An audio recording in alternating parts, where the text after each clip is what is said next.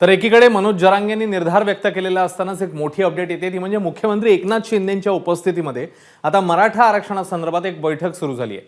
या बैठकीला राज्यातले सर्व जिल्हाधिकारी, विभागीय आयुक्त आणि पालिका आयुक्त उपस्थित आहेत।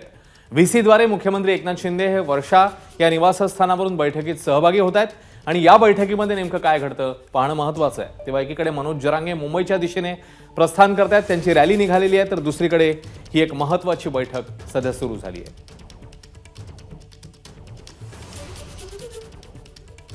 व्हिडिओ कॉन्फरन्सिंगद्वारे मुख्यमंत्री बैठकीला उपस्थित आहेत आणि या बैठकीमध्ये काय नेमकं निष्पन्न होतं, सर्व जिल्हाधिकारी, विभागीय आयुक्त देखील उपस्थित आहेत, पालिका आयुक्त उपस्थित आहेत, त्यांच्यासोबत मुख्यमंत्री संवाद साधतील आणि या बैठकीतून नेमकं काय फलित समोर येतं पाहणं महत्त्वाचं असेल।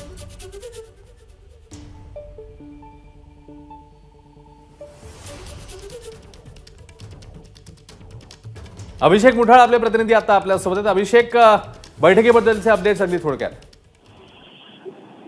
अश्विन, एकूणच बैठकीला आता सुरुवात झालेली आहे। आपल्याला माहिती आहे की मनोज जरांगे जे आहेत ते सध्याला मुंबईच्या दिशेनं कूच करतायत आणि अशात ही बैठक आपल्याला होताना पाहायला मिळते आहे। एकूणच नेमका आतापर्यंत मराठा आरक्षणासंदर्भात काय काम झालं या संदर्भात देखील मुख्यमंत्री आढावा घेताना आपल्याला पाहायला मिळतील।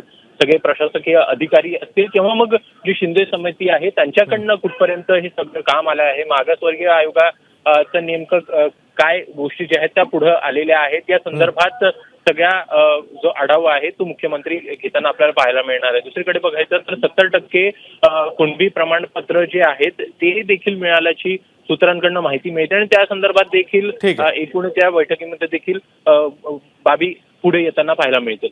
या बैठकीवर तू नजर ठेवून राहा। तुर्तास धन्यवाद या सगळ्या माहितीबद्दल। एबीपी माझा, उघडा डोळे बघा नीट।